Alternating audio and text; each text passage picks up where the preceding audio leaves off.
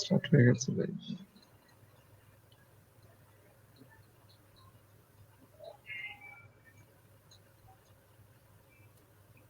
Live start হয়েছে। এটা আমার গ্রুপে শেয়ার করে দিই।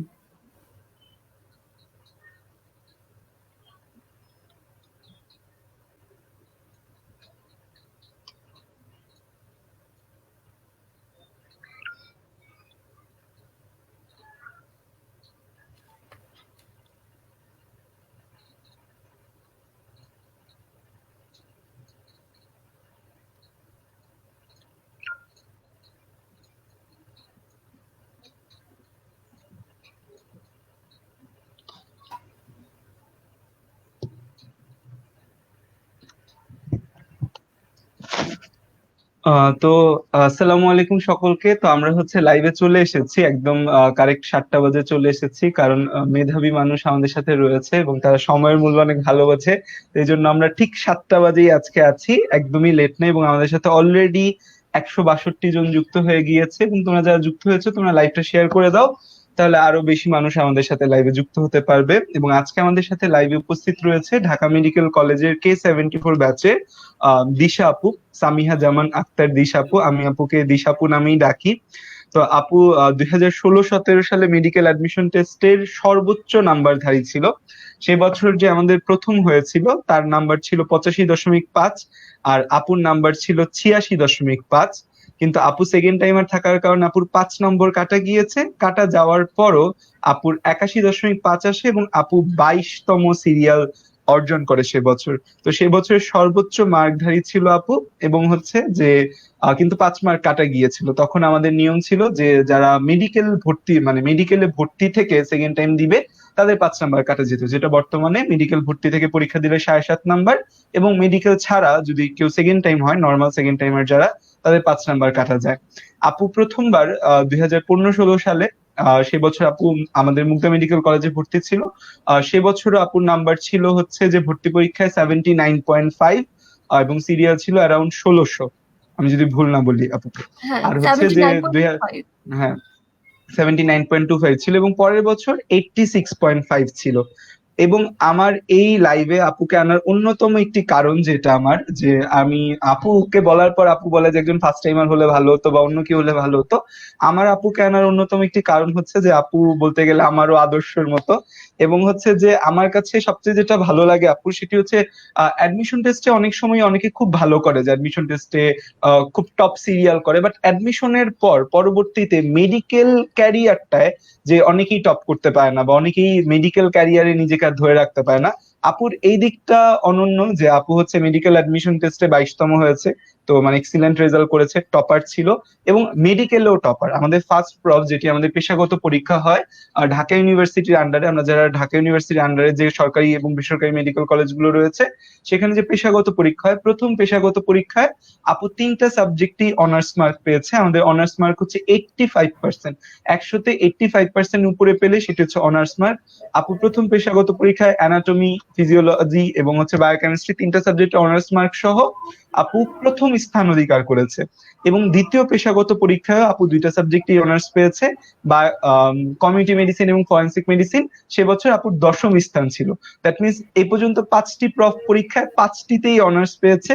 এবং আমরা সকলে দোয়া করি যে আপু হয়তো 11টিতেই অনার্স পাবে, যেটি মনে হয় রেকর্ড। অনেকেরই মনে হয় কারো 11টায় অনার্স নেই। আছে আপু কারো যে 11টা সাবজেক্টে 11টাতেই অনার্স মেডিকেলে? আমার জানা মতে নেই, বাট সামনে হয়তো বা আসতে পারে। থাকতে পারে, হ্যাঁ। সামনে আমরা দোয়া করি যে আপুর যেন হচ্ছে 11টার মধ্যে 11টাই অনার্স থাকে। তো দ্যাটস ওয়াই আমি যেটা বলি যে আপু হচ্ছে একজন ট্রু জিনিয়াস, যে আপু সব ফিল্ডেই ভালো করছে, এবং বাংলাদেশের অন্যতম সেরা একজন ডাক্তার আশা করি আপু ভবিষ্যতে হবে। তো আপু আজকে এসেছে আসলে আমাদের মেডিকেল অ্যাডমিশনের গাইডলাইন দেওয়ার জন্য, যে তোমাদের মেডিকেল অ্যাডমিশনের প্রিপারেশনটা কেমন হওয়া উচিত, এবং মেডিকেল অ্যাডমিশনে তোমরা কিভাবে পড়ালেখা করতে পারো। তো প্রথমে আমার কিছু প্রশ্ন আছে আপুর কাছে, সেই প্রশ্নগুলো আমরা শুনবো। এরপর তোমাদের তোমাদের প্রশ্নগুলো আমরা ক্যারি করব বা তোমাদের প্রশ্নগুলো আমরা নিব। তো তোমরা একদম হচ্ছে যে আমাদের সাথে শেষ পর্যন্ত থাকো। আমরা লাইভ সেশনটা অনেক বেশি বড় করব না, এবং তোমরা ভিডিওটা শেয়ার করে দাও যেন সকলে যুক্ত হতে পারে। তো আমার হচ্ছে যে প্রথম প্রশ্ন আপুর কাছে, যেটা যে আপু যে যে বছর 86.5 পেলেন, সে বছর আপনি একটা মেডিকেলে ভর্তি ছিলেন, যে আমাদের মুগদা মেডিকেলে ভর্তি ছিলেন। এবং আমি মুগদা মেডিকেলে যাওয়ার পর যেটা শুনেছি যে সবাই বলতো যে আমাদের ফার্স্ট গার্ল ডিএমসি তে চলে গেছে, ফার্স্ট গার্ল ডিএমসি তে চলে গেছে। দ্যাট মিনস মুগদাতে থাকা অবস্থায় আপনি যে কয় মাস কার্ড এক্সাম গুলো দিয়েছেন, টার্ম দিয়েছেন, তখন আপনার প্লেস ফার্স্টের দিকেই ছিল। এবং হচ্ছে যে একই সাথে আপনি মেডিকেলের প্রিপারেশনও নিয়েছেন। তো নর্মালি আমাদের যেটা হয় যে আমাদের ফার্স্ট টাইমার হোক সেকেন্ড টাইমার হোক, আমরা হচ্ছে যে সবকিছু ছেড়ে মেডিকেল অ্যাডমিশনের প্রিপারেশন নিতে আমাদের জান বের হয়ে যায় যে না মেডিকেল অ্যাডমিশনের প্রিপারেশন নিব। সেখানে আপনি একটা মেডিকেল কলেজে ভর্তি থেকে সেখানে নর্মাল কারিকুলাম গুলো ফলো করে, সেখানে কার্ড টার্ম এক্সাম গুলো দিয়েও আপনি হচ্ছে যে মেডিকেলের প্রিপারেশনটা কিভাবে নিয়েছেন, এবং আপনি স্ট্র্যাটেজিটা কেমন ছিল, যেই স্ট্র্যাটেজির কারণে আপনার নাম্বারটা এত 80+ বা 86.5-এ আসলো। আচ্ছা, ধন্যবাদ সাদা প্রথমত এত সুন্দর ইন্ট্রোডাকশন দেওয়ার জন্য। আর কোয়েশ্চেনটা বেশ বড়, তো অ্যান্সারটা আসলে একটু বড়ই হবে। আচ্ছা, প্রথমত আমি ফার্স্ট টাইম অ্যাডমিশন টেস্ট দেওয়ার পর মানে রেজাল্টটা আমার আশানুরূপ ছিল না। প্রিপারেশন আলহামদুলিল্লাহ ভালো ছিল, কিন্তু ওই অনুযায়ী রেজাল্ট না আসার পরে স্বাভাবিকভাবে একটু ডিসঅ্যাপয়েন্টেড ছিলাম। তো মোটামুটি রেজাল্টের কিছুদিন পরই আমি ডিসাইড করে ফেলি যে আমি সেকেন্ড টাইম অ্যাডমিশন টেস্টটা দিব। তো আমি জানতাম যে -5 যাবে, এটা একটা মাথার উপর বড় মানে খড়গের মতো ছিল। তো প্রথমত আমি যেটা করেছিলাম সেটা হচ্ছে কি, আমি বিগত বছরের মার্কস, কত মার্কসে অ্যাডমিশন ডিএমসি তে হয়, কত মার্কসে গভর্নমেন্ট মেডিকেলে হয়, এরকম একটা লিস্ট আমি কোত্থেকে কোন এক জায়গা থেকে পেয়েছিলাম, তো ওটা দেখলাম।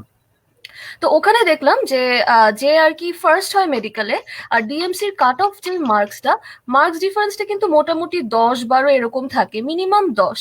তো আমার টার্গেট ছিল ডিএমসি। তো দেখলাম যে ডিএমসি এর রেঞ্জটা রোল 1 আর রোল 200 এর মধ্যে একটা 10 মার্কের ব্যবধান থাকে।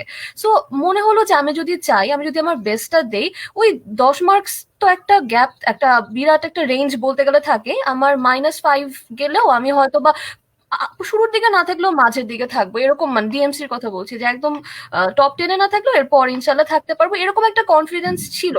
কারণ ওই তো যেটা বললাম যে ফার্স্ট টাইমে আমার প্রিপারেশনটা বেশ ভালো ছিল আলহামদুলিল্লাহ। তো এরপর আমাদের তো মেডিকেলে ক্লাস শুরু হয় জানুয়ারিতে। তো সে বছর অ্যাডমিশন টেস্ট হয়েছিল সেপ্টেম্বর মাসে। তো এরপর মোটামুটি একটা মানে 2-3 মাসের মতো সময় ছিল। প্রথম দিকে তো মানে খুবই ডিসঅ্যাপয়েন্টেড ছিলাম, পড়ার বইয়ের ধারে কাছে যেতে ইচ্ছা করতো না, এরকম একটা অবস্থা।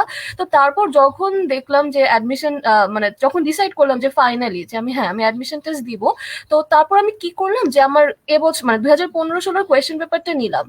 দেখলাম যে আমার কোন কোন কোয়েশ্চেন আমি ভুল অ্যান্সার করেছি, বা কিছু ফার্স্ট টাইমে তো অ্যাকচুয়ালি টাইম একটু কম পাওয়া যায়, তো ওই জন্য মানে দেখা যায় যে অনেক জিনিস মানে ভালো মতো হয়তো বা অনেক চ্যাপ্টারই পড়া হয়ে ওঠে না। তো আমি দুইটা কাজ করেছিলাম, একটা হচ্ছে গিয়ে দেখেছিলাম যে আমার কোন কোন মানে কোয়েশ্চেন গুলো ভুল গিয়েছে বা অ্যান্সার করি নাই, আর কি কি ল্যাকিংস ছিল আমার ফার্স্ট টাইমে। তো আমি ওটাই প্রথমত আইডেন্টিফাই করে ফেলি। তো আইডেন্টিফাই করার পর আমি দেখতে পাই যে আমি হচ্ছে কি একটা প্রতি সাবজেক্ট থেকে মেইন একটা বই আমার মোটামুটি ভালো মানে মতো পড়া ছিল, কিন্তু অ্যাডমিশন টেস্টে কিন্তু প্রতিটা সাবজেক্টে কমপক্ষে মানে মোটামুটি 2টা বই থেকে কোয়েশ্চেন হয়, আমার যেটা মানে এক্সপিরিয়েন্সে দেখলাম। যেমন জুওলজিতে গাজী আজমলের সাথে আলিম স্যারের বই থেকেও কিন্তু 2-1টা হলেও কোয়েশ্চেন হয়। তো আমার ঘাটতি ছিল ওখানে যে আমি সেকেন্ড বইটা ভালো মতো পড়ি নাই। তো ওই মেডিকেলে ক্লাস শুরু হওয়ার আগে আমি একটা কাজ করেছিলাম, যে সেকেন্ড যে বইটা ওখান থেকে একটা আমার সিনিয়র একটা আপুর কাছ থেকে সেকেন্ড বইটা ওর ভালো মতো দাগানো ছিল, মানে ও একটা কোচিং এ পড়তো, কোচিং থেকে দাগিয়ে দিয়েছিল সেকেন্ড বইটা। তো ওখান থেকে ইম্পর্টেন্ট জিনিসগুলো আমি জাস্ট আমার বইয়ে দাগিয়ে নিলাম, মানে মোটামুটি গুছিয়ে ফেললাম যে হ্যাঁ এগুলো পড়া লাগবে। তো এরপর তো মেডিকেল শুরু। মেডিকেলে তো যেটা বললা তুমি, মেডিকেল নিজে ওই পড়াতে আসলে অন্য কিছু পড়া হয়ে উঠে না। তো আমি মোটামুটি জানুয়ারির মধ্যে আমি আর কি জিনিসগুলো গুছাচ্ছিলাম যে হ্যাঁ আমি সেকেন্ড টাইম প্রিপারেশনের নেওয়ার সময় এগুলো এগুলো পড়বো। কিন্তু মেডিকেলে ক্লাস শুরু হয়ে যাওয়ার পর প্রথম 4টা মাস মানে ফার্স্ট টার্মটা পুরোটাই মানে মেডিকেলের পড়াশোনার দিকে মনোনিবেশ অ্যাকচুয়ালি করেছিলাম। ওই 4 মাস আমি আর কি অ্যাডমিশন রিলেটেড কিছুই করি নাই, কোনো মানে একদম বিচ্ছিন্ন যেটাকে বলে। তো আলহামদুলিল্লাহ ওতে হচ্ছে গিয়ে আমার মুগদাতে রেজাল্ট ফার্স্ট টার্মে ভালোই আসছিল। তো তারপরে আমার যেদিন ফার্স্ট টার্ম রেজাল্টটা দিল মোটামুটি ভালো হলো, তো আমার আম্মু জিজ্ঞাসা করলো যে এখানে তো ভালোই করতেছো, তুমি কি সেকেন্ড টাইম আদৌ দিবা? তো আমি বললাম যে হ্যাঁ আম্মু দিয়ে দেখি, অসুবিধা তো মানে কিন্তু হারানোর কিছু নাই আমার। তো যেটা করলাম যে মেডিকোতে একটা মডেল টেস্ট ব্যাচে ভর্তি হলাম, মানে জাস্ট মডেল টেস্ট দিব। তো দেখা যেত কি মানে ডিফিকাল্ট ছিল যে হ্যাঁ মেডিকেলের পড়া বা এই পড়া দুইটা ব্যালেন্স করা, কিন্তু ওই ফার্স্ট টার্মের পর আমি অ্যাকচুয়ালি আমার প্রেফারেন্সটা আমি অ্যাডমিশন টেস্টের উপরই সেট করি। মেডিকোর জাস্ট মডেল টেস্টগুলো ভালো মতো রেগুলারলি দেওয়ার চেষ্টা করতাম, যেই দিন যেই টপিকটা ছিল ওই টপিকটাই খুব ভালো মতো পড়ার চেষ্টা করতাম। তো আলহামদুলিল্লাহ এভাবে আগাতে থাকে। তারপরে ধরো সেপ্টেম্বরের দিক থেকে আমি মেডিকেল কলেজ যাওয়া একদম মোটামুটি অফ করে দিই, ধরো সপ্তাহে 1-2 দিন যেতাম। তখন ওই একটা মাস, লাস্টের একটা মাস পুরোটাই আমি অ্যাডমিশনের উপরই ফোকাস করি। তো মোটামুটি জার্নিটা এরকমই ছিল যে প্রথম দিকে হ্যাঁ মেডিকেলে ক্লাস করতাম, বাট এপ্রিলের পর থেকে আমি মোটামুটি বন্ধ মানে অ্যাডমিশন টেস্টের দিকেই ফোকাস করেছিলাম। এই আচ্ছা আপু, এখানে একটা গুরুত্বপূর্ণ প্রশ্ন অ্যারাইজ করে, সেটা হচ্ছে যে আপনি সেপ্টেম্বর থেকে, মানে সেপ্টেম্বর এন্ড অক্টোবর, যে আমাদের এক্সাম 2016-17 সালে সেশনে আমাদের এক্সাম মোস্ট প্রবাবলি অক্টোবরের 7 তারিখ বা 6 তারিখে হয়েছিল। 6 বা 7 তারিখে হয়েছিল, 7 তারিখ হয়েছিল। তো আপনি এই যে লাস্টের 1 মাস সেপ্টেম্বর মাসটা বা লাস্ট 1-1.5 মাস যে আপনি পড়েছেন, লাস্ট 1-1.5 মাসে আপনার যে মানে পড়ার রুটিনটা কেমন ছিল? যে আমাদের স্টুডেন্টরা বেশিরভাগই যারা দেখা যায় যে ভালো করে, তাদের দুইটা কমন প্রশ্ন করে যে আপু আপনি কয় ঘন্টা ঘুমাতেন ডেলি, আর হচ্ছে কয় ঘন্টা পড়তেন। তো এই দুইটা খুব কমন প্রশ্ন, এবং হচ্ছে যে এই দুইটা প্রশ্নে আসলে স্টুডেন্টরা সবাইকেই জিজ্ঞাসা করে। তো এই প্রশ্নটা আমি ওদের তরফ থেকে আপনাকে জিজ্ঞেস করতে চাই যে এই যে লাস্ট 1-1.5 মাসে যে আপনার প্রিপারেশন জার্নি ছিল, এই টাইমটায় আপনার পড়ার টাইম কতটুকু ছিল, মানে কতক্ষণ পড়তেন অন এন এভারেজ, এবং পড়াটা কিভাবে সাজাতেন, যে প্রতিদিন কি একটা করে সাবজেক্ট বা দুইটা করে সাবজেক্ট এরকম, নাকি এক্সাম বেসড যে এক্সাম আছে সেই জিনিসগুলো ঠিক মতো কভার করা, আর ঘুমটা হচ্ছে যে কতক্ষণ ঘুমাতেন, এবং যেহেতু আপনিও মেডিকেলে পড়ছেন, যে মানে দৈনিক কত ঘন্টা ঘুমানো আসলে অ্যাডমিশন টাইমটা উচিত। আরেকটা কথা যেটা আমি এক্সট্রা অ্যাড করতে চাই, যে অ্যাডমিশন টাইমে অনেকে রাত জেগে পড়ে, যে একদম সারা রাত পড়ে সকালবেলা ঘুমায়। তো যেহেতু আমরা জানি যে আমাদের মেডিকেল অ্যাডমিশন টেস্টটা সকাল 10টা বাজে হয়, তো অনেকেই একটা অভ্যাস ক্রিয়েট করে যে তারা সারা রাত পরে সকাল 8টা-9টার দিকে ঘুম দেয়। তো 10টার টাইমটা তাদের ঘুমের টাইম থাকে। তো এই জিনিসটা, মানে এই সাইকেলটা কি আসলে ভালো, নাকি এই সাইকেলটা অ্যাডমিশন টেস্টে কাউকে ক্ষতি করতে পারে? তো অনেকগুলা প্রশ্ন আছে এখানে। হুম হুম। তো প্রথম প্রশ্নটা হচ্ছে আপনার এই লাস্ট 1 থেকে 1.5 মাসের প্রিপারেশন সাইকেলটা কেমন ছিল, কত ঘন্টা দৈনিক ঘুমানো উচিত, এবং হচ্ছে যে কেউ যদি রাত জেগে পড়ে, তাহলে কি অ্যাডমিশন টাইমের আগে তার কি রাত জেগে পড়ার অভ্যাসটাকে চেঞ্জ করা উচিত, নাকি সে কন্টিনিউ করতে পারে, যে লাস্ট 1 সপ্তাহে এসে সেটা সে চেঞ্জ করবে? আচ্ছা ঠিক আছে, ধন্যবাদ প্রশ্নগুলোর জন্য। তো প্রথম প্রশ্নটা যেটা, সেটা হচ্ছে কি মানে ইউনিভার্সাল কোয়েশ্চেন, যে কয় ঘন্টা পড়বো কয় ঘন্টা ঘুমাবো, এটাই আগে বলি। তো এই জিনিসটা অ্যাকচুয়ালি খুবই মানে ইন্ডিভিজুয়ালিস্টিক একটা ব্যাপার, পার্সন টু পার্সন ভ্যারি করে। আমার ক্ষেত্রে মানে আমার তো ধরো ওই টাইমে টার্গেট ছিল ঢাকা মেডিকেল কলেজ, তো আমি জানতাম যে আমার বেস্টটা দেওয়া ছাড়া কোনো বিকল্প নাই। তো মোটামুটি যেটা আমাদের বেসিক নিডস, নাওয়া খাওয়া ঘুম নামাজ এগুলো ছাড়া মোটামুটি পুরোটা টাইমই আমি পড়াশোনার প্রতি ব্যয় করতাম, কারণ ওই টাইমে অ্যাকচুয়ালি কোনো অপশন ছিল না আমার। আর ঘুমানো মিনিমাম 6 ঘন্টা, মানে আমি হচ্ছে গিয়ে রাত্রেবেলায় মিনিমাম 6 ঘন্টা না ঘুমালে আমি সকালবেলা উঠে পড়তে পারি না, এরকম একটা অবস্থা। তো আর সকালে রাত্রে ঘুমটা নিয়ে আমি একটু বলি, এটা আমার ফার্স্ট টাইমে আমার একটা আফসোস ছিল সত্যি কথা, যে আগের রাতে আমি ভালো মতো ঘুমাই নাই, মানে সকালে উঠে ওই দিন হচ্ছে গিয়ে আমার মোটামুটি ভালোই কষ্ট হয়েছিল, মানে সবকিছু ডাবল দেখছিলাম এরকম। তো ওই জন্য আমি সেকেন্ড টাইমে, এটা আমার একটা শিক্ষা, ফার্স্ট টাইম থেকে অবভিয়াসলি একটা শিক্ষা ছিল যে রুটিনটা, বায়োলজিক্যাল ক্লক যেটা আমরা বলি, ওটা ঠিক রাখতে হবে। তো আমার রুটিনটা এরকম ছিল যে রাত্রে 11টা বা 12টার দিকে ঘুমিয়ে যাওয়া, আর সকালে যখন ফজরের আজান দেয় 5:30, 6টা এরকম, এই টাইমটাতে ওঠা। তো আর কি তখন ওই যে 12টার সময় ঘুমালে আর ফজরের সময় উঠলে মোটামুটি 5.5 থেকে 6 ঘন্টা আর কি মোটামুটি ঘুমানোর টাইম পেতাম ঘুমানো। তো ওটাই আমার মোটামুটি একটা রুটিন ছিল যে এই টাইমটাতে ঘুমানো। আর দেন হচ্ছে গিয়ে বাকি টাইমটা তো নর্মালি গেল। অ্যাডমিশনের আগ দিয়ে একটু, এটা আসলে এক একজনের একরকম ভ্যারি করতে পারে, ভ্যারি করাটাই স্বাভাবিক, আমি জাস্ট আমার এক্সপিরিয়েন্সটাই বলছি। আর ওই তো বাকি টাইমটা পড়াশোনা। আর লাস্টের 1 মাস কিভাবে পড়েছিলাম সেটা হচ্ছে গিয়ে পড়াশোনাটা তো মেইনলি আমি মানে সব মেডিকোতে কোচিং শুরু করেছি জুন-জুলাইয়ে। তো ওই সময় পড়তে পড়তে আমার দেখা যেত যে কিছু কিছু টপিক আমার আচ্ছা আমি তোকে একদম ডিটেলসে বলি। তো আমি হুম হচ্ছে হুম গিয়ে জি আপু। প্রতিটা টপিকে সাবজেক্টের মানে প্রতিটা সাবজেক্টের প্রতিটা চ্যাপ্টারের একটা লিস্ট করেছিলাম একটা ডায়েরিতে। তো ওই আর যত কয়বার রিভিশন হবে তত কয়বার পাশে একটা করে স্টার বসবে, এরকম একটা ব্যাপার। তো যেগুলো হচ্ছে গিয়ে বেশি ইম্পর্টেন্ট সাবজেক্ট মানে টপিক বা বেশি ইম্পর্টেন্ট চ্যাপ্টার, ওগুলো তো মোটামুটি অ্যাডমিশন টেস্টের সময় বলেই দেয় টিচাররা পড়ানোর সময় যে এই চ্যাপ্টার থেকে কোয়েশ্চেন আসবে। তো আমার টার্গেট ছিল যে ওই চ্যাপ্টার গুলো মিনিমাম 3বার রিভিশন দেওয়া, আর বাকিগুলো হচ্ছে গিয়ে 1বার কি 2বার রিভিশন দেওয়া। তো মানে আমি ওইটাই করার চেষ্টা করেছিলাম সেপ্টেম্বর মাসটাতে, যে ইম্পর্টেন্ট চ্যাপ্টার গুলো যেন আমার এই জুলাই থেকে অক্টোবর পর্যন্ত অ্যাটলিস্ট 3বার রিভিশন দেওয়া হয়। আমার মেইন গোল ছিল এটাই।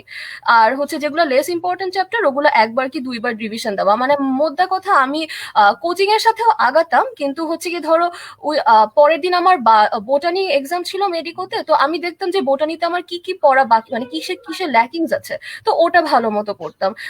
কোচিং এর রুটিনটা, টেস্ট এক্সামের রুটিনটা আমি হচ্ছে গিয়ে আমার একটা স্ট্রাকচার হিসাবে নিতাম, ওই অনুযায়ী পড়তাম। কিন্তু এমন না যে আমার কালকে ওখানে বোটানি পরীক্ষা, আমি 12টা চ্যাপ্টারই খুব ভালো মতো পড়ে যাব, এরকম আমার কখনোই হয় নাই।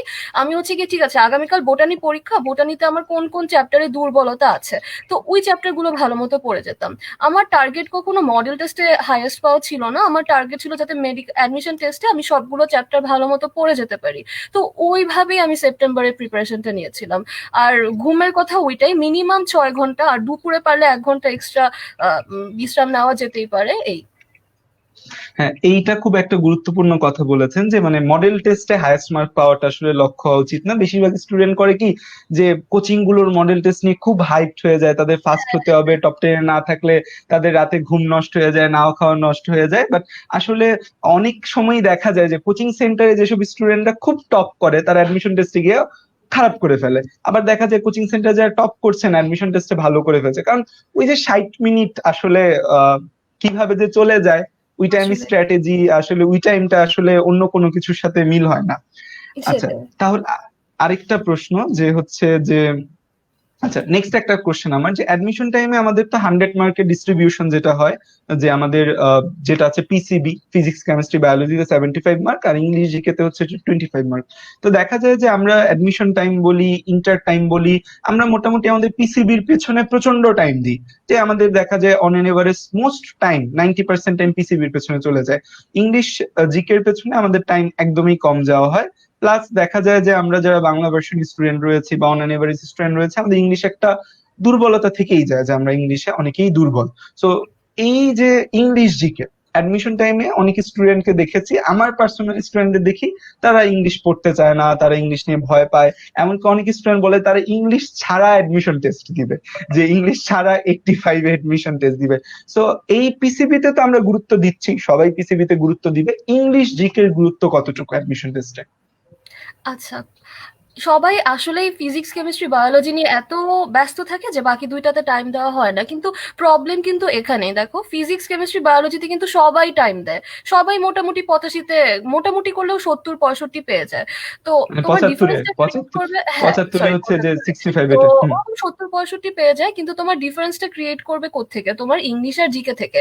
তো আমি বলবো যে তোমাদের একটু মানে যে কোচিং এর সাথে বা তোমার যে অ্যাডমিশন, যে ব্যাটেল, তুমি যে অ্যাডমিশন কেয়ারটা নাও, তো ওই সময় মানে প্রতিদিন রেগুলারলি একটু করে ইংলিশ আর একটু করে জিকে তোমাদের রেগুলার মডেল টেস্টের সাথে মানে থাকা উচিত আমি মনে করি। কারণ আমি যখন মডেল টেস্ট গুলো দিতাম, সত্যি কথা বলি, আমার কাছে ইংলিশ আর জিকে তো কম্পারেটিভলি ইজি জিনিস, আমি হচ্ছে গিয়ে প্রথম ওগুলো আগে পড়ে নিতাম, তারপরে হচ্ছে গিয়ে পরের দিনের ফিজিক্স কেমিস্ট্রি বায়োলজি ওই টপিক গুলো পড়তাম। ধরো একদিন ইংলিশে ছিল অ্যাডভার্ব, তো আমি হচ্ছে গিয়ে প্রথম অ্যাডভার্ব তো থাকে না, ধরো যে স্পেলিং কারেকশন বা প্রিপোজিশন এরকম কিছু একটা, তো আমি হচ্ছে প্রথম 1 ঘন্টা ধরো ইংলিশ পড়তাম, আধা ঘন্টা জিকে পড়তাম, তারপর আমি হচ্ছে গিয়ে তোমার ফিজিক্স কেমিস্ট্রি বা বায়োলজি শুরু করতাম। এতে করে হতো কি মানে আসলে এগুলো মানে কি বলবো, একটু মানে কোনো জায়গায় তো একদম ডিরেক্টলি দেওয়া নাই যে তুমি ইংলিশ এত থেকে এত পড়লে কমন পাবা বা এরকম কিছু না। যেমন ফিজিক্স কেমিস্ট্রি বায়োলজিতে তো ডেফিনিট বই থাকে, ইংলিশ জিকেতে তো ওরকম বই নাই, তো ওই জন্য স্টুডেন্টরা একটু হাবুডুবু খায় যে কি পড়বো। তো এখানে আমি বলবো যে তোমরা একটু যারা যাদের কাছে টিউশনই কর, যারা টিউটার আর কি, ওদের কাছ থেকে একটু অ্যাডভাইস নিতে, যে এই দিন এইটা পড়বো, মানে রুটিনের সাথে ওটা হচ্ছে ইনকর্পোরেট করে দেওয়া উচিত, যে এই দিন এই বেলা এটা মানে মানে এই দিন এটা পড়বা, নেক্সট দিন মডেল টেস্টের সাথে এই টপিকটাও অ্যাডেড থাকবে। তো আমি এটাই করতাম যে প্রতিদিন একটু হলেও জিকে আর একটু হলেও ইংলিশটা পড়তাম। আমি নিজে ইংলিশ ভার্সনের স্টুডেন্ট, তো আমার কাছে ইংলিশটা মানে কম্পারেটিভলি ইজি ছিল, কিন্তু আমাদের এইটা বলে দেওয়া হয়েছিল যে ইংলিশ ভার্সনের স্টুডেন্ট যারা, তারা যদি ইংলিশে 15-তে 15 না পায় সেটা তাদের লস। তো এতটাই ইংলিশ হচ্ছে কি ইম্পর্টেন্ট, সত্যি কথা বলতে, তোমার ডিফারেন্স ক্রিয়েট করতে। কারণ অ্যাডমিশন টেস্টে 1 মার্কসই অনেক কিছু, সেখানে তুমি ইংলিশ বাদ দিয়ে যাওয়ার তো প্রশ্নই ওঠে না। তো আমি এক্ষেত্রে বলবো যে ইংলিশের জন্য তোমরা আর কিছু পড়ো আর না পড়ো, অ্যাটলিস্ট প্রিভিয়াস মেডিকেল অ্যাডমিশন টেস্টের কোয়েশ্চেন গুলো, বিসিএস কোয়েশ্চেন গুলো, ঢাকা ইউনিভার্সিটি, জাহাঙ্গীরনগর ইউনিভার্সিটি, এই কোয়েশ্চেন মানে প্রিভিয়াস ইয়ারের কোয়েশ্চেন গুলো সলভ করে গেলে অনেক কমন পাবা। আর জিকেও তো ওই তো তোমাদের যারা মানে স্টুডেন্টদের উদ্দেশ্যে বলছি, তোমার যাদের কাছে কোচিং করো বা যাদের কাছে পড়ো, ওনাদের থেকে অ্যাডভাইস নিয়ে ওই টপিক গুলো পড়ে ফেলবা, প্রতিদিন একটু একটু করে পড়বা। মানে আমি নিজেও মাঝে মাঝে স্টুডেন্ট, মানে আগে স্টুডেন্ট পড়াতাম, তো আমারও এটা এক্সপিরিয়েন্স যে স্টুডেন্টরা পড়তেই চায় না জিকে পড়ার, মানে আসেমি ইংলিশ তো বাদই দিলাম, কিন্তু এটা পড়া উচিত। মানে আলটিমেটলি তোমার সবই ইম্পর্টেন্ট, সো অবশ্যই। আমিও যেটা মনে করি যে আসলে মেইন ডিফারেন্সটা কিন্তু ইংলিশ জিকে ক্রিয়েট করে, কারণ অন এন এভারেজ বেশিরভাগ স্টুডেন্ট 75 এর মধ্যে যে 60 65 এরকম পেয়ে যায়। তো হুম বাট ওই জায়গায় যদি 25-এর মধ্যে 22 23 পেয়ে যায়, যে কেউ এখানে 60 পেলো, ওই জায়গায় 22 পেলো, 82 ডিএমসির জন্য একদম মানে 80+। মানে মনে হয় 2015-র পর কোনো সালেই এমন হয় নাই যে 80+ পেয়েছে কেউ ডিএমসি তে চান্স পায়নি। তো আপু যেটা বললো কিছুক্ষণ আগে, ওটার সাথে আমি একটু অ্যাড করি যে বাংলাদেশে অ্যাডমিশন টেস্টের মার্কের মধ্যে খুব মজার একটা ব্যাপার দেখা যায়, যে যে ফার্স্ট হয় এবং যে 4000তম হয়, তাদের নাম্বারের মধ্যে ডিফারেন্স দেখা যায় 20 থেকে 22 এরকম নাম্বারের ডিফারেন্সে পার্থক্য থাকে। এবং প্রথম 10 নাম্বার ঢাকা মেডিকেল কলেজে চলে যায়, যে প্রথম 10 নাম্বারের মধ্যে ঢাকা মেডিকেল কলেজে 200 সিট থাকে, 1 থেকে 200, 220। আর পরের 10 নাম্বারে সারা বাংলাদেশের সব মেডিকেল কলেজগুলো কিন্তু ফিল আপ হয়ে যায়।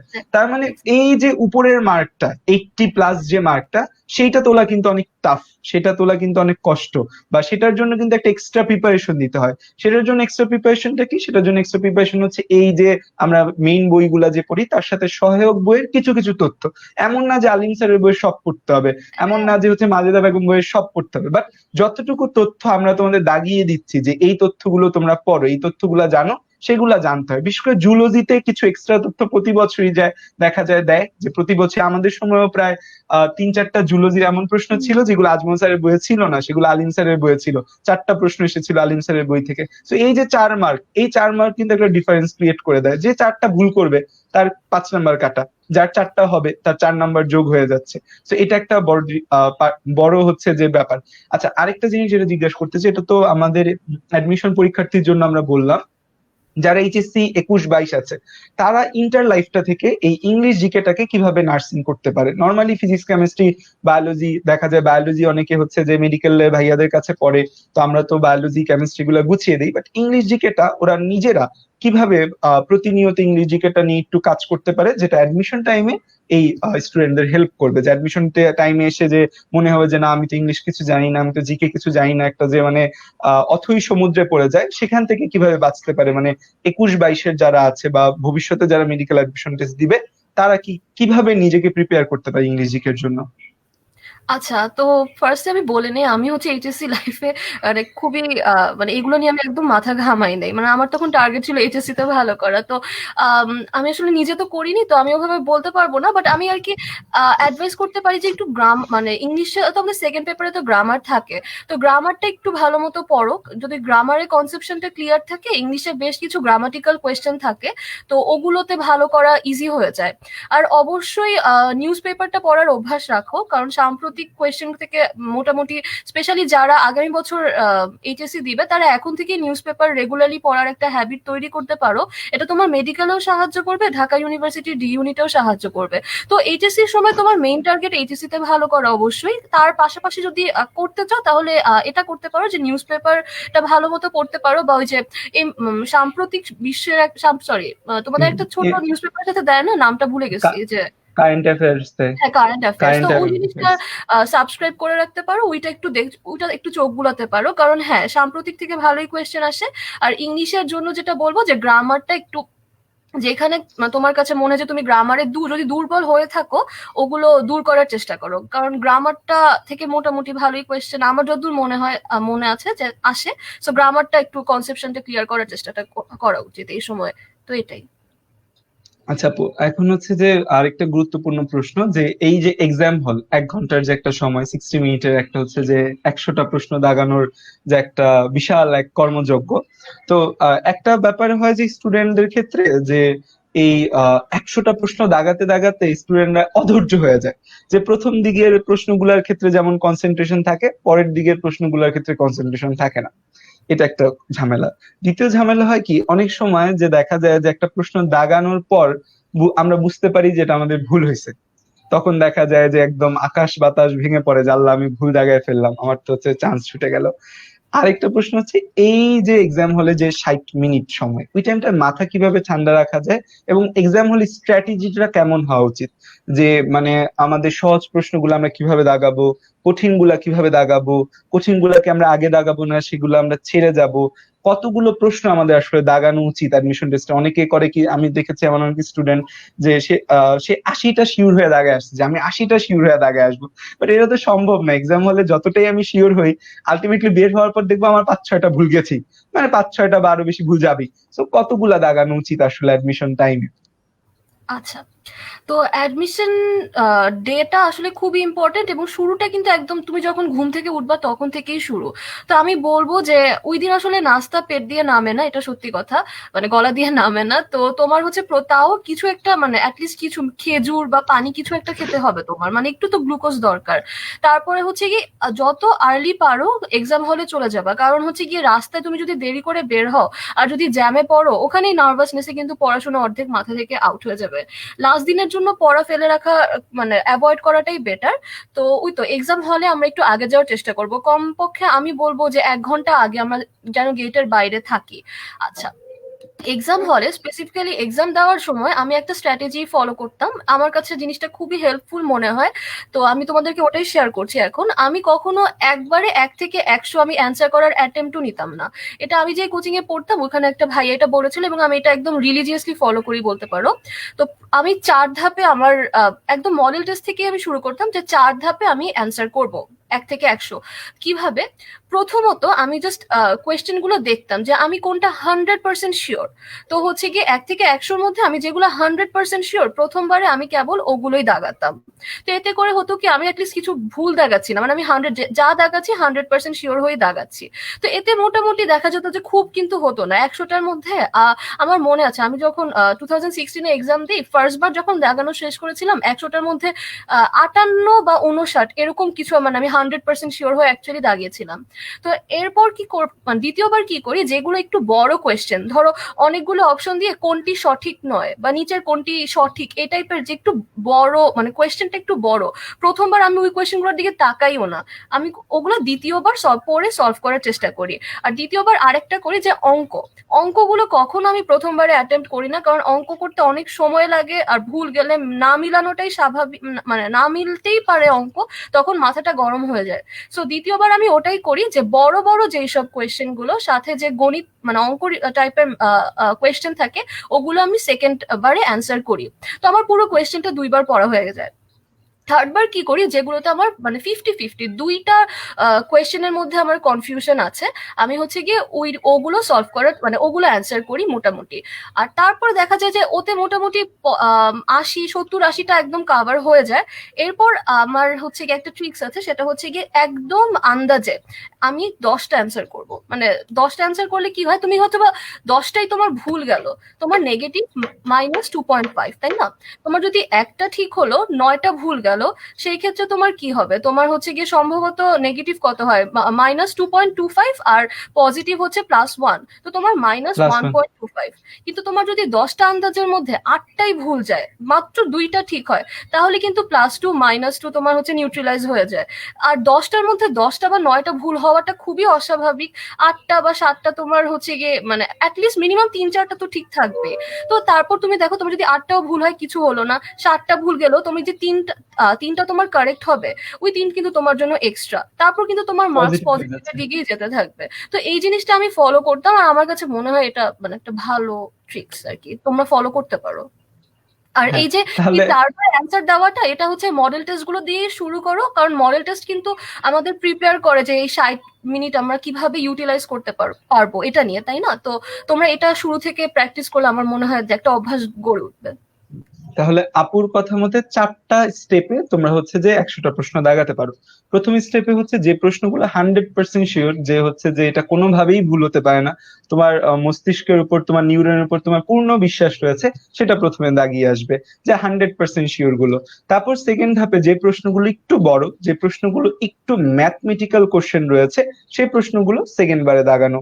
3 নাম্বার বারে হচ্ছে যে প্রশ্নগুলো 4টা অপশনের মধ্যে আমরা জানি যে 2টা হবে না, 2টা অপশন নিয়ে আমরা হচ্ছে যে একটু কনফিউজ যে কোন অপশনটা হতে পারে, যে সেটার ব্যাপারে আমরা 50-50 শিওর, যে 100% শিওর না, তৃতীয় ধাপে সেগুলা দাগানো। আর চতুর্থ ধাপে যে দেখা যে আমার 3 ধাপ শেষে কতগুলো বাকি আছে, যতগুলো বাকি আছে তার মধ্যে 10 থেকে 12টা আমরা হচ্ছে যে আমাদের যে প্রিভিয়াস পড়া মেমোরি, আমাদের সাবকনশিয়াস মাইন্ডে যে নলেজ আছে, সেই সাবকনশিয়াস মাইন্ডের উপর ভরসা করে দাগানো।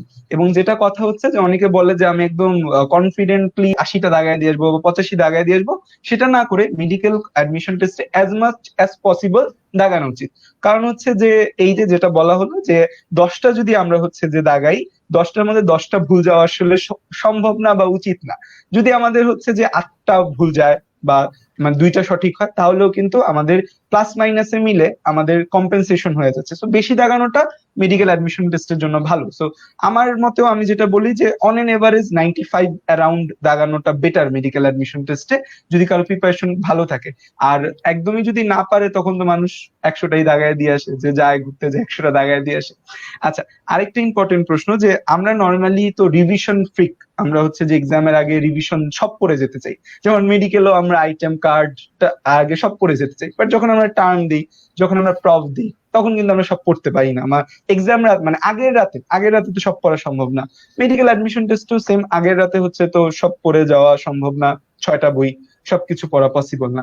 সো মেডিকেল অ্যাডমিশনের জন্য যে রিভিশনটা স্টার্ট হয়, যে আমরা একটা ফুল অন রিভিশন যে দিব মেডিকেল অ্যাডমিশন টেস্টে, তো আগের রাতে তো আমি সবকিছু শেষ করতে পারবো না। সো মেডিকেল অ্যাডমিশন টেস্টের রিভিশনটা, মানে এই যে আমাদের 6টা বই শেষ করা রিভিশনটা কতদিন আগে থেকে শুরু করা উচিত, এবং আগের রাতে কোন কোন ব্যাপারগুলো দেখা উচিত? আচ্ছা, তো প্রথমত আমার আমার যতটুকু মনে পড়ে, আমি হচ্ছে কি 15 দিন আগ থেকে একটা ফাইনাল রিভিশন স্টার্ট করি। ব্যাপারটা কিরকম ছিল, আমার মানে যতটুকু মনে পড়ে ওটাই বলছি, যে আহ, প্রথম 1 সপ্তাহ আমি হচ্ছে সেকেন্ড যে বইটা, ওই বইটা থেকে যা যা ইম্পর্টেন্ট টপিক কেবল ওগুলোই রিভাইজ দিতাম। ধরো কিরকম, যে একদিন হচ্ছে গিয়ে কেবলমাত্র জুওলজি যে সহায়ক থেকে বা আলিম স্যারের বই থেকে যে ইম্পর্টেন্ট ওটা পড়তাম। তারপরে একদিন হচ্ছে গিয়ে শুধু বোটানি। কেমিস্ট্রি প্রতি পেপারের জন্য 1.5 দিন করে রেখেছিলাম, মানে কেমিস্ট্রির জন্য 3 দিন, মানে সরি তোমার হচ্ছে গিয়ে আচ্ছা দাঁড়াও, সরি সরি, তোমার হচ্ছে গিয়ে এরকমই, মানে কেমিস্ট্রি ফার্স্ট পেপারের জন্য একদিন, কেমিস্ট্রি সেকেন্ড পেপারের জন্য একদিন, ফিজিক্সের জন্য ফার্স্ট পেপারের জন্য একদিন, সেকেন্ড পেপারের জন্য একদিন, এরকম। প্রথম 1 সপ্তাহ আমি জাস্ট দ্বিতীয় বইটা পড়েছিলাম, সাথে একটু জিকে আর ইংলিশ। আর লাস্টের 1 সপ্তাহ আমি হচ্ছে গিয়ে মেইন যে বইটা ওটার উপরই কনসেন্ট্রেট করেছিলাম, যে একদিন হচ্ছে গিয়ে শুধু জুওলজি। বা তুমি চাইলে তুমি যদি আরেকটু আগ থেকে রিভিশন শুরু করো, তুমি 1.5 দিন নাও জুওলজির জন্য, 1.5 দিন নাও বোটানির জন্য, এরকম করে 3 দিনে তোমার বায়োলজি, তারপরে কেমিস্ট্রি, ওরকম। ফিজিক্স তো কম্পারেটিভলি ইজি, ফিজিক্সের জন্য কম টাইমই রেখেছিলাম, বাট ওরকম যে লাস্টের 1 সপ্তাহ ফিজিক্সের ফার্স্ট বইটা, মানে এরকম সব সাবজেক্টের ফার্স্ট বইটা আমি পড়বো, আমার এরকম ছিল। আর লাস্টের একটা দিনের জন্য আমি আমার রুটিনটা খালি রেখেছিলাম। কারণ মানে তুমি যতই রুটিন ফলো করো, আমার কাছে মনে হয় যে একদম টু দ্য পয়েন্ট রুটিন আসলে করা হয় না, কিছু কিছু জিনিস বাকি থাকে। তো লাস্টের একটা দিন আমি যাতে মানে যে যে জিনিসগুলো আমার বাকি ছিল ওগুলো যেন পড়তে পারি, তো ওই জন্য আমি লাস্টে একটা দিন খালি রেখেছিলাম। আর আগের রাতটা আমি কেবলমাত্র জুওলজির ইম্পর্টেন্ট টপিক গুলোই পড়েছিলাম। মানে আমার কাছে পার্সোনালি তোমার স্নায়ুতন্ত্র চ্যাপ্টারটা, তারপর চলনের চ্যাপ্টারটা, এই চ্যাপ্টার দুইটা আমার কাছে কেন যেন খুবই কঠিন লাগতো। তো এগুলোই এই দুইটার কথা আমার মনে আছে, যে আগের রাতে আমি এই দুইটা থেকে সব চার্ট গুলো বা অন্যান্য চ্যাপ্টার থেকে টুকিটাকি যে গ্রাফ বা চার্ট থাকে ওগুলো পড়েছিলাম। তো এরকমই ছিল, মানে মোটামুটি 15 দিনের একটা প্রিপারেশন ছিল আমার। আর আর আমি অ্যাডমিশনের আগের রাতে খুব মজার একটা কাজ করেছিলাম। আগের 1.5-2 দিন আমার কাছে কেন জানি মনে হয়েছিল যে 2016 সালের প্রশ্ন অনেক কঠিন হবে, যেহেতু 2015 সালের প্রশ্ন অনেক সহজ ছিল, 2016 সালের প্রশ্ন অনেক কঠিন হবে, এরকম একটা চিন্তা ভাবনা আমার ছিল। তো আমি জুলজি বাদ দিয়ে আমি শুধু বোটানি পড়ছি। বোটানি বইয়ের যত কঠিন কঠিন ব্যাপার স্যাপার আছে সব পড়ছি। জুলজি আমি পড়িই নি। মানে অ্যাডমিশনে যাওয়ার আগে আমি মনে হচ্ছে যে 1 সপ্তাহ 15 দিন আগে জুলজি একবার পড়েছিলাম, জুলজি পড়িনি। তো গিয়ে দেখলাম বোটানি যে বাদ প্রশ্নগুলো এসেছে একদম বাচ্চা টাইপের প্রশ্ন। আমাদের সময় 32টা প্রশ্নের মধ্যে মানে বোটানি 9টা প্রশ্ন ছিল, আর সব জুলজি ছিল। তো দেখলাম যে বোটানি যা আসছে এগুলো তো আমি না পড়লেও পারতাম, আর জুলজি যা আসছে না পড়ার কারণে সহজ জিনিস ভুল করে দিয়ে আসছি। তো অ্যাডমিশনের প্রিপারেশনে যেটা হয় যে আমরা আসলে কঠিন জিনিস পড়তে চাই বা একটা অধ্যায়ের একদম ভেতরের ডিপ ব্যাপারগুলো পড়তে চাই, বাট রিভিশনের জন্য আসলে ডিপ পড়ার দরকার নেই, জাস্ট উপরের গুরুত্বপূর্ণ লাইনগুলো পড়লেই হয়। কারণ মেডিকেল অ্যাডমিশন টেস্টের প্রশ্ন 15 সালের পর থেকে এ পর্যন্ত কোনোদিন কঠিন হয় নাই, সব সহজ প্রশ্নই এসেছে। সো অন এন এভারেজ সহজ প্রশ্নগুলাই যদি কেউ ভালো মতো পড়ে তাহলেই এটা বেটার। আচ্ছা, আরেকটা গুরুত্বপূর্ণ প্রশ্ন আপু, সেটা হচ্ছে যে এই যে মেডিকেল অ্যাডমিশন টেস্টে আমরা প্রিপারেশন নেই বা মেডিকেল অ্যাডমিশনের 3 মাস আমরা প্রিপারেশন নেই, তো এই 3 মাসের উপর আমাদের এইচএসসি এর ইম্প্যাক্ট কতটুকু? যে এইচএসসি তে ভালো মতো করে পড়া, এইচএসসি তে সবকিছু গুছিয়ে রাখা, মানে সেটা তো আমাদের অবশ্যই এইচএসসি র পরীক্ষার জন্য দরকার, প্লাস এইচএসসি তে যাদের সবকিছু গোছানো থাকে বা আপনার এইচএসসি তে সবকিছু যেহেতু গোছানো ছিল, সেটা আপনার অ্যাডমিশন টাইমে কতটুকু হেল্প করেছে? আচ্ছা, এইচএসসি তে গুছানোর যে আমার কাছে এটা ইম্পর্টেন্ট লাগে যে কনসেপ্ট গুলো ক্লিয়ার রাখা। স্পেশালি ফিজিক্স আর কেমিস্ট্রিতে তোমার তোমার যদি কনসেপ্ট ক্লিয়ার থাকে, তুমি তুমি হচ্ছে গিয়ে এক্সামের যে কোয়েশ্চেন গুলো অটোমেটিক্যালি তোমার কাছে মানে ইজি আমার কাছে মনে হয় যে হয়ে যায়। কারণ হ্যাঁ, অনেক মেডিকেল অ্যাডমিশন টেস্ট অনেকটাই মুখস্থ অনেকেই বলে, কিন্তু আমার কাছে মনে হয় যে মুখস্থর সাথে সাথে তোমার এইসব বুঝে অ্যান্সার করার মতো অনেক কোয়েশ্চেন থাকে, আর ওই কোয়েশ্চেন গুলো খুবই ইম্পর্টেন্ট। তো আমি আর কি বলবো যে তোমাদের এইচএসসির সময় একদম মানে ঠাটা মুখস্থ না করে কনসেপ্ট গুলো ক্লিয়ার করাটা দিকে খুবই জোর দেওয়া উচিত। কারণ ফিজিক্স থেকে টুকিটাকি জিনিস চলে আসে, টুকিটাকি অঙ্ক বা সত্য নয় বা এই টাইপের কোয়েশ্চেন চলে আসে, যেগুলো তোমার কনসেপ্ট ক্লিয়ার না থাকলে তুমি কতটুকু মুখস্থ করবা? পুরো চ্যাপ্টারটা তো আর মুখস্থ করা সম্ভব না। কেমিস্ট্রিও সেম। কিছু কিছু জিনিস হ্যাঁ মুখস্থ আছে, আর কিন্তু কিছু কিছু জিনিস তোমার বোঝার খুবই ইম্পর্টেন্ট। আর তুমি যদি একটা চ্যাপ্টার তুমি এইচএসসি সময় ঠিক মতো বুঝে পড়ো, তোমার যখন মেডিকেলের জন্য যখন তুমি ইম্পর্টেন্ট জিনিসগুলো পড়বা, তোমার অটোমেটিক্যালি কিন্তু মাথায় একটা আইডিয়া হয়ে যাবে যে এই প্যারা থেকে আমার হচ্ছে এইটুকু জানলেই হবে। পুরো প্যারাটা কিন্তু মুখস্থ করার দরকার নাই। আমাকে অনেকেই জিজ্ঞাসা করে যে আপু এই বই কি পুরো লাইন টু লাইন পড়বো? এই কোয়েশ্চেনটা শুনলে আমার খুব মেজাজটা গরম হয়ে যায়। তুমি তো মানে এইচএসসির সময়, তাও এইচএসসির সময় কাজই এটা যে কনসেপশনটা ক্লিয়ার করা। তাহলে তুমি বুঝবা যে তোমার অ্যাকচুয়ালি কি কি পড়া উচিত। প্লাস কোচিং এর ভাইয়েরা তো থাকে, ওনারা তো দাগিয়ে দেয় যে এই এই জিনিস ইম্পর্টেন্ট। তো তোমার আর কি কাজ অ্যাডমিশন টেস্টের সময় শুধু ইম্পর্টেন্ট জিনিসগুলো পড়া, আর এইচএসসি হচ্ছে কনসেপশন বিল্ডিং এর সময়। এটা আমার ওপিনিয়ন আর কি। আচ্ছা, আমার মোটামুটি আপুর কাছে প্রশ্ন করা শেষ। এখন তোমাদের যদি প্রশ্ন করার থাকে, আপুর কাছে কিছু জানতে চাও, তোমরা হচ্ছে যে কমেন্ট করো, সেই প্রশ্নগুলো আমি আপুকে যদি যুক্তিযুক্ত মনে হয়। তোমরা অনেকেই জিজ্ঞাসা করো কোন বই পড়বো, কোন গাইড পড়বো, এগুলো আসলে কোনো উত্তর নেই। কোন বই কোন গাইড, সেটা সব গাইডই মোর অর লেস সেম। দেখা যায় যে কোনো একটাকে ধরে তুমি হচ্ছে যে বই পড়তে পারো। এইচএস। আচ্ছা, তোমরা তোমাদের যদি প্রশ্ন থাকে আমরা নেক্সট 5 থেকে 10 মিনিট আর লাইভ নিব। তোমাদের যদি কোনো কোশ্চেন থাকে আপুর কাছে, যে এই যে কিভাবে আপু এত ভালো করলো সেগুলোর ব্যাপারে তো আমরা জানলাম। তো এখন হচ্ছে তোমাদের যদি কোনো কোশ্চেন থাকে তোমরা আপুর কাছে জিজ্ঞেস করতে পারো। আমরা হচ্ছে যে আপুর কাছে সেই প্রশ্নগুলো আহ আপুর কাছে দিব। সো তোমাদের প্রশ্নগুলো তোমরা করতে পারো এখন।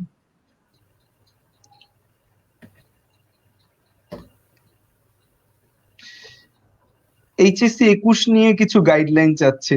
এইচএসসি 21-এর ব্যাপারটা কি, তোমাদের এইচএসসি কবে হবে এটা এখনো কেউ জানে না। আর আশা করি দেখা যায় যে করোনা ভাইরাস সিচুয়েশন আমাদের মেডিকেলের দিক থেকে আমরা যতটুকু জানি দিন দিন সিচুয়েশন আরো খারাপ হচ্ছে। যে মানে এতদিন সিট খালি ছিল হসপিটাল গুলোতে, এখন সিট ভরে যাচ্ছে, হসপিটালে সিট খালি নেই, এরকম সিচুয়েশন। সো করোনা ভাইরাস এই মানে সেকেন্ড ওয়েভ যেটা বলা হচ্ছে, সারা বিশ্বব্যাপী সেকেন্ড ওয়েভ দেখা যাচ্ছে।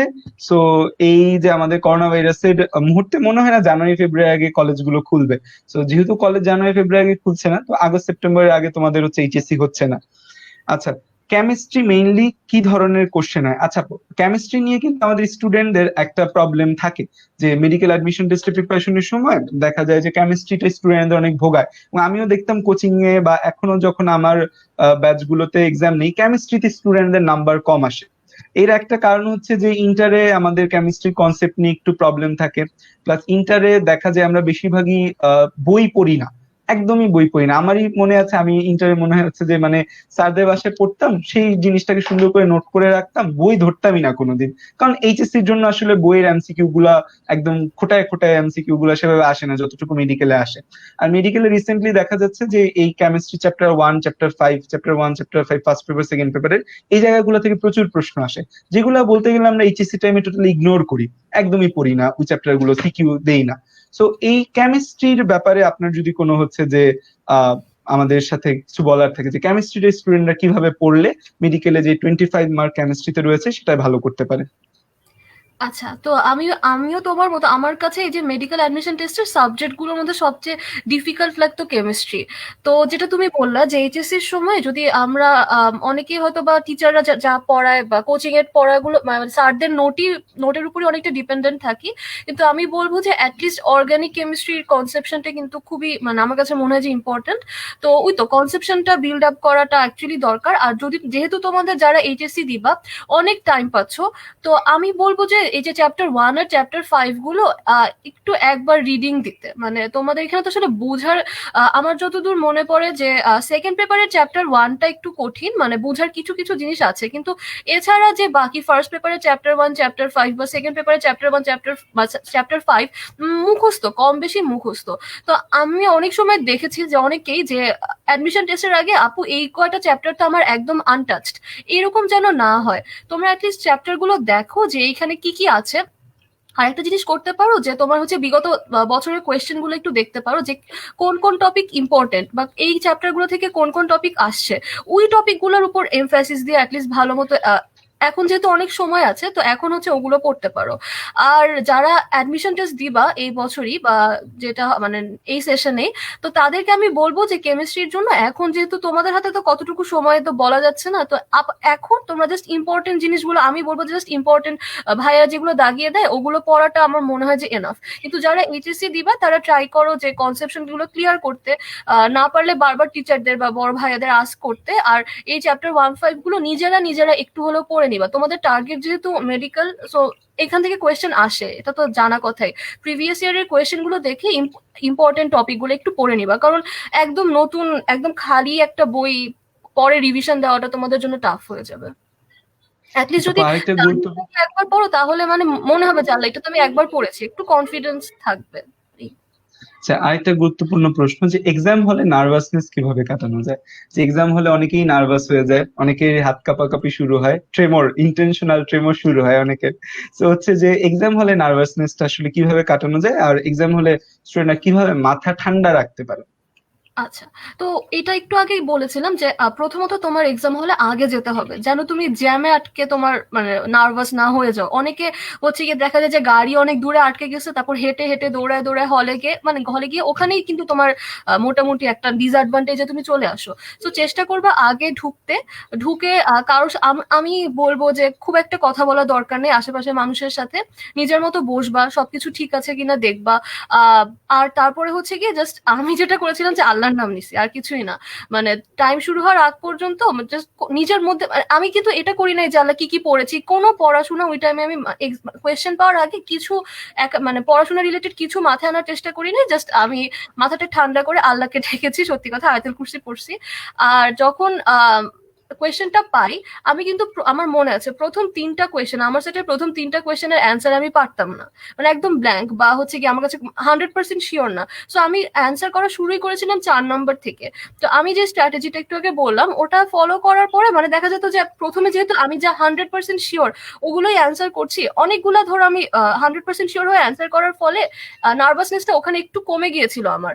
তো আমি এটাই বলবো যে তোমরা হচ্ছে গিয়ে এক্সাম হলে বেশি কথাবার্তা বা বেশি করার দরকার নেই। আর যদি মনে হয় যে কোয়েশ্চেন অনেক কঠিন লাগতেছে তোমার কাছে, যদি তুমি ঠিক মতো প্রিপারেশন নাও অ্যাডমিশন সিজনে, তাহলে তারপরও যদি তোমার কাছে কোয়েশ্চেন কঠিন লাগে এটা মনে রাখবা যে তাহলে কোয়েশ্চেন আসলেই কঠিন হয়েছে, সবার জন্য এটা কঠিন। তো নিজের উপর শুধু শুধু প্রেশার ক্রিয়েট করার দরকার নেই। তুমি তোমার মতো যেগুলো মানে শিওর থাকো ওগুলো দাগিয়ে আস্তে আস্তে মানে এভাবে প্রসিড করতে পারো। তো আমার কাছে মনে হয় যে এটা করলে হয়তো অনেকে হেল্পফুল হবে। আচ্ছা, আরেকটা প্রশ্ন, লাস্ট একটা কোশ্চেন আপুর কাছে করি, যে আমাদের এখানে লাইভে যারা উপস্থিত আছে তারা অনেকেই আল্লাহর রহমতে ভবিষ্যতে হচ্ছে যে মেডিকেলে চান্স পাবে। তো মেডিকেলে চান্স পাওয়ার পর যেটা হয় যে মেডিকেল নিয়ে আমাদের যেরকম স্বপ্ন থাকে, মেডিকেল নিয়ে আমাদের যেমন ড্রিম থাকে, চান্স পাওয়ার পর যখন ক্লাস শুরু হয়, কার্ড শুরু হয়, বিশেষ করে থোরাক্স কার্ড হওয়ার পর তো সব ধসে যায়, যে থোরাক্স কার্ড হয়েছে সব ধসে গিয়েছে। তো আপনি মেডিকেলের সেক্টরটাও হচ্ছে যে ভালো একদম, সেখানে উজ্জ্বল, সেখানেও সবগুলো প্রফ, কার্ড, টার্ম সব জায়গায় আপনি হচ্ছে যে এ পর্যন্ত ভালো করেছেন। তো শর্ট করে যদি একটু বলতেন যে আমরা যারা মেডিকেলে পড়ি বা যে স্টুডেন্টরা ভবিষ্যতে মেডিকেলে চান্স পাবে, তাদের মেডিকেলে যাওয়ার পর পড়াশোনার স্ট্র্যাটেজিটা আসলে কেমন হওয়া উচিত, যে স্ট্র্যাটেজিতে অন্তত তারা হতাশ হয়ে যাবে না, ডিপ্রেশনে পড়ে যাবে না, মানে হচ্ছে বা ভালো রেজাল্ট করতে পারবে আপনার মতে। একটু শর্ট করে, একটু 5 মিনিট 2-3 মিনিটে যদি একটু শর্ট করে বলতেন। আচ্ছা, মেডিকেলে যখন স্টার্ট হয় তখন হচ্ছে দুইটা জিনিস আমার কাছে মনে হয় যে বেশিরভাগ স্টুডেন্টেরই একটা ডিসঅ্যাডভান্টেজ। এক হচ্ছে গিয়ে অনেকেরই বাসা থেকে দূরে হোস্টেলে যেতে হয়, খাপ খাওয়ানোর খুব বড় একটা ব্যাপার থাকে। হোস্টেলের এনভায়রনমেন্ট আমি যতদূর জানি যে অনেক সময় আনহেলদি, মানে সত্যি কথা, এটা একটা খারাপ। আর একটা হচ্ছে গিয়ে যারা বাংলা ভার্সনের স্টুডেন্ট তাদের তো এই যে ইংলিশ বইগুলো একটু টাফ লাগাটা নর্মাল, কিন্তু আস্তে আস্তে কিন্তু এই জিনিসটা আমার কাছে মনে হয় যে ঠিক হয়ে যায়, যে অভ্যস্ত হয়ে যায় কয়েক মাস পরই। কিন্তু এই প্রথম কয়েকটা মাস আসলেই খুব ডিফিকাল্ট। আর আমি এদিক থেকে পার্সোনালি অনেক লাকি যে নিজের বাসায় বসে পড়তে পারছি। তো এখানে আমি অ্যাডভাইস দিব কি, যে যখন আমাদের মেডিকেল শুরু হয় দেখতাম যে অনেক সিনিয়রই জ্ঞান দিচ্ছে যে মেইন বই পড়া দরকার নাই, গাইড বই এনাফ। তো আমার কাছে এই জিনিসটা লাকিলি আমাকে অনেকে বলেছিল যে এরকম, মানে সাবধান করে দিছিল যে আগে থেকে যে এরকম বলবে। আর আমি যখন মুগদাতে ভর্তি হই তখন তো আমরাই আর কি ফার্স্ট ব্যাচ ছিলাম, আমাদের এরকম জ্ঞান দেওয়ার কেউ ছিল না। তো তখন হচ্ছে আমরা সবসময়, মানে আমি আর কি মেইন বইটার দিকেই ফোকাস করতাম।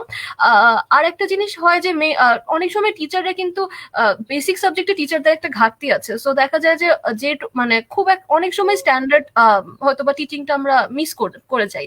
তো এই ক্ষেত্রে আমি বলবো যে তোমাদের যারা মেডিকেলে ভর্তি হবা, একটা জিনিস খেয়াল রাখবা, কনসেপশন ক্লিয়ার করা। এটা তোমাদের বই পড়ে অনেকের নাও হতে পারে। আমার যেমন বইয়ের চেয়ে আমার কাছে ভিডিও প্রেফার করি আমি। ইউটিউবে কিন্তু তুমি একটা টপিক সার্চ দিলে প্রচুর অনেক অনেক ভিডিও প্রচুর পাবা। প্রচুর অনলাইন দরকার রিসোর্সেস হলে তুমি আছে। অসমোসিস সাবস্ক্রাইব করতে পারো, ডাক্তার নাজির সাবস্ক্রাইব করতে পারো, তোমার সোর্স কিন্তু অভাব নাই। আর ওনারা এত সুন্দর করে ওখানে বোঝায় যে তোমার ল্যাঙ্গুয়েজ ব্যারিয়ার হবে না ইনশাল্লাহ। তো তোমার মেইন গোল এটাই থাকা উচিত যে কনসেপশনটা ক্লিয়ার করব। গাইডটা একটু দূরে রাখো, গাইড পড়বা অবশ্যই পড়বা। গাইড আমি কখন পড়তাম, রিটেন কার্ড টার্মের আগে বা প্রফের আগে। তো তখন গাইডটা তখনের জন্য, কিন্তু প্রথমত একটু টাইম ব্যয় করতে হবে। আর একটা জিনিস খারাপ লাগে যে অনেকে যত কম পড়ে পাশ করা যায় জিনিসটাকে অনেক কুল ভাবার একটা টেন্ডেন্সি আছে। তুমি এটা কিন্তু তোমার নিজেরই লস, আমি বলবো তুমি যত শুরু থেকে যতটা পারো পড়বা। হ্যাঁ, হোস্টেলে খাপ খাওয়াতে অনেক এক্সট্রা কারিকুলার জিনিসপাতি করা লাগে, বিজি হওয়াটাই স্বাভাবিক। তাও তোমার নিজের টাইম তুমি যদি সত্যিকারের ভালো একটা ডাক্তার হতে চাও, ভালো রেজাল্ট করতে চাও, তাহলে নিজের জন্যই তোমার একটু বেশি পড়াশোনা করা লাগবে। এই ওকে আপু, অসংখ্য ধন্যবাদ আপুকে। কিছু প্রশ্ন আছে, আমি একটু স্টুডেন্টদের দুই একটা প্রশ্নের উত্তর দিই। একটা প্রশ্ন হচ্ছে, সেকেন্ড বই না পড়ে কেউ যদি শুধুমাত্র ফার্স্ট বই পড়ে তাহলে কত পার্সেন্ট মার্কস মাইনাস হবে? তো দেখা যায় প্রতি বছর মেডিকেল অ্যাডমিশন টেস্টে 5 থেকে 6টা প্রশ্ন অ্যারাউন্ড বা 5-7টা প্রশ্ন অ্যারাউন্ড আসে, যেগুলা সেকেন্ড বই থেকে হয়। যে বিশেষ করে জুলজি প্রশ্নটা সেকেন্ড বই থেকে বেশি থাকে। সো অন্য কোনো সাবজেক্ট সেকেন্ড বই পড়ো আর না পড়ো, অন্তত জুলজির সেকেন্ড বইটা দেখা মাস্ট। কারণ জুলজি দেখা যায় লাস্ট ইয়ারের প্রশ্নের মধ্যেও 4টা প্রশ্ন ছিল, যেটা আমাদের আজমল স্যারের বইয়ে ছিল না একদমই। যেমন প্যারাসিম্পেথেটিক স্নায়ু কোনটিকে বলা হয়, তারপর হচ্ছে যে গবলেট কোষ কোথায় বেশি থাকে, এরকম 4টা প্রশ্ন ছিল যেটা আজমল স্যারের বইয়ে ছিল না। সো অন্তত জুলজির জন্য সেকেন্ড বইটা দেখা উচিত। বোটানির প্রশ্নগুলা সহজ হয়, বোটানির জন্য সেকেন্ড বইয়ের অন্তত দাগানো লাইনগুলো দেখা উচিত। তো সেকেন্ড বই যে একদম ধরে পড়া লাগবে, একদম সেকেন্ড বই পুরোটা পড়া লাগবে এরকম ব্যাপার না। সেকেন্ড বই থেকে দাগানো অল্প কিছু লাইন, যে আমি যখন স্টুডেন্টদের দাগিয়ে দিই তখন দেখা যায় যে একটা চ্যাপ্টারের সেকেন্ড বই থেকে সর্বোচ্চ হয়তো 20-30টা বা 40টা লাইন থাকে এক্সট্রা, বা অল্প কিছু এক্স্যাক্টলি। কথা এক্সট্রা থাকে, অনেক বেশি এক্স্যাক্টলি থাকে না। স্টুডেন্টরা যেটা ভাবে যে সেকেন্ড বই মানে অনেক কিছু এক্সট্রা পড়া লাগবে, সেরকম না। ফার্স্ট বই আর সেকেন্ড বইয়ের মধ্যে খুব বেশি পার্থক্য নেই, অল্প কিছু ইনফরমেশনের পার্থক্য।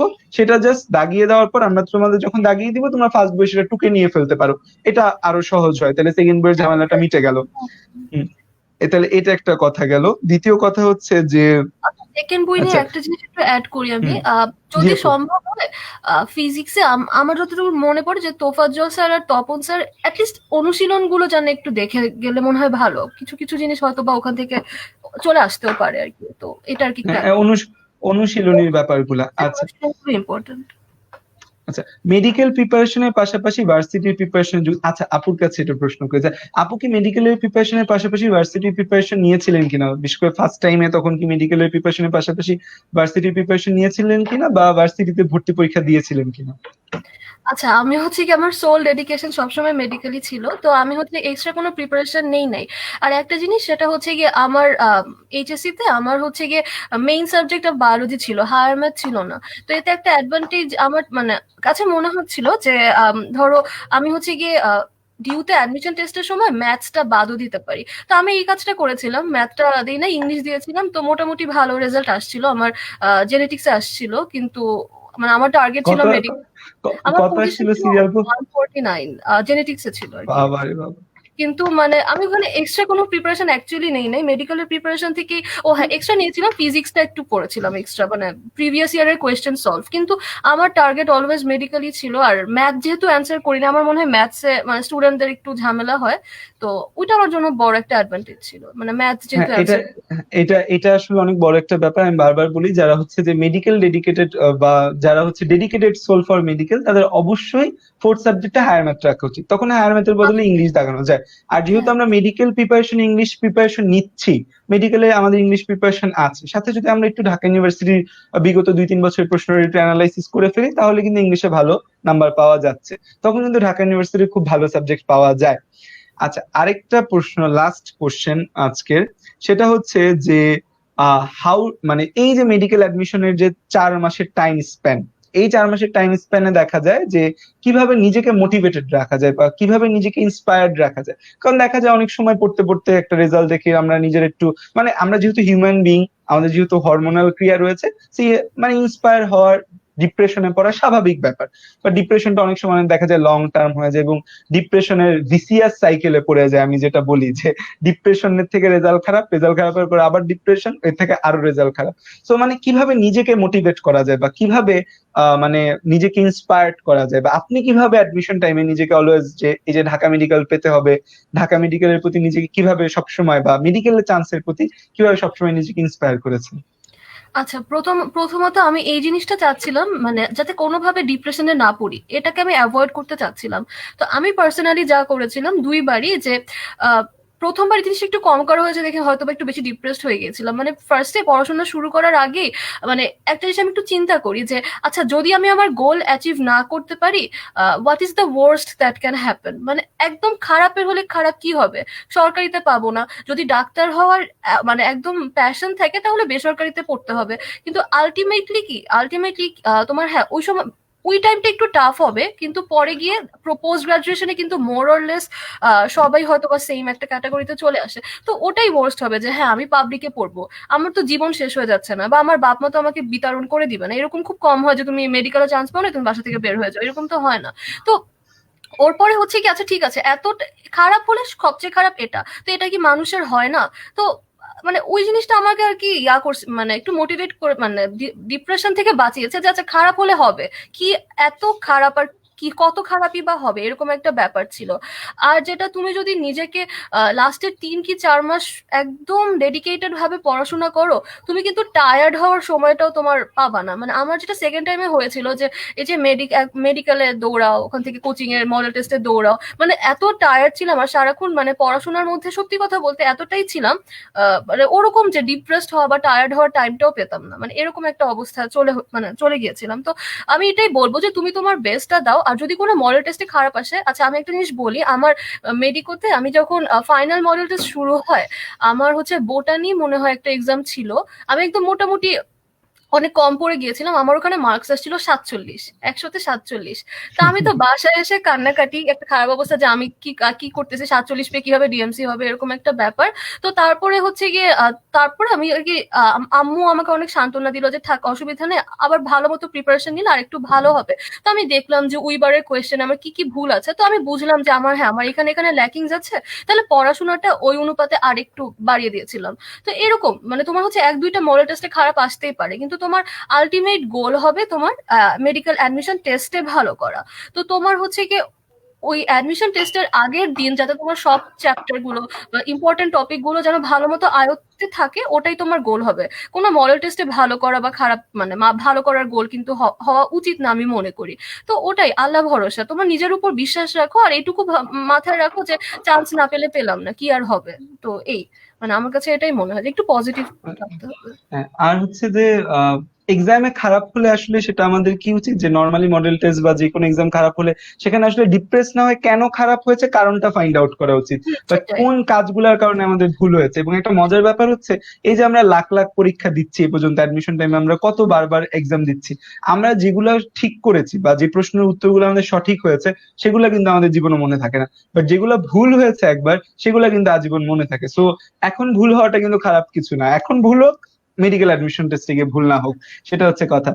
সো তাহলে হচ্ছে যে আমাদের আজকের লাইভ সেশন আমরা এখানেই সমাপ্ত করি। আপুকে অসংখ্য ধন্যবাদ লাইভ সেশনে আমাদের সাথে উপস্থিত থাকার জন্য, এবং আশা করি তোমরা একটা মানে সলিড গাইডলাইন পেয়েছো যে কিভাবে কি করতে হবে, এবং অনেক কিছু জানতে পেরেছো এবং তোমাদের অনেক কনফিউশন দূর হয়েছে। তো আপুকে আবারও ধন্যবাদ জানাচ্ছি এবং তোমাদের থেকেও বিদায় নিচ্ছি। সো সকলকে আসসালামু আলাইকুম, আল্লাহ হাফেজ। আল্লাহ হাফেজ।